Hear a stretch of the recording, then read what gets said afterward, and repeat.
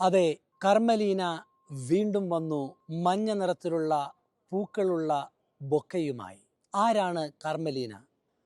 38 ദിവസം ജെമല്ലി ആശുപത്രിയിൽ ചികിത്സയിലായിരുന്ന ഫ്രാൻസിസ് മാർപ്പാപ്പ നമ്മുടെ എല്ലാവരുടെയും ലോകം മുഴുവൻ്റെയും പ്രാർത്ഥനയുടെ ഫലമായി ഡിസ്ചാർജ് ചെയ്യുന്ന ദിവസം ആയിരക്കണക്കിന് ആൾക്കാരാണ് ജെമല്ലി ആശുപത്രിയിൽ തടിച്ചുകൂടിയത്.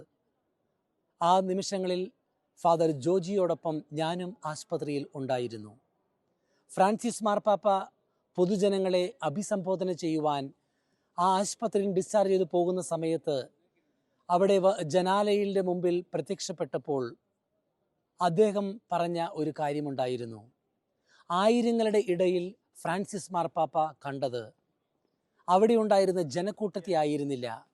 പ്രായമായ ഒരു അമ്മ ഒറ്റയ്ക്ക് മഞ്ഞ നിറത്തിലുള്ള പൂക്കളേന്തിയ ഒരു ബൊക്കയുമായി അവിടെ നിൽക്കുമ്പോൾ ഫ്രാൻസിസ് മാർപ്പാപ്പ പറഞ്ഞു, ഞാൻ കാണുന്നുണ്ട് അവിടെ പ്രായമായ ഒരമ്മ എനിക്ക് ബൊക്കയുമേന്തി നിൽക്കുന്നത്.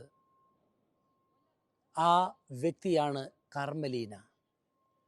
ആ ബൊക്കയാണ് ഫ്രാൻസിസ് പിതാവിന് ഡിസ്ചാർജ് ചെയ്തതിനു ശേഷം കൈകളിലേക്ക് കൊടുത്തതും ഫ്രാൻസിസ് മാർപ്പാപ്പ നന്ദി സൂചകമായി ആ ബൊക്കെ മേരി മജോറെ ബസിലിക്കയിൽ കൊണ്ട് സമർപ്പിച്ചതും.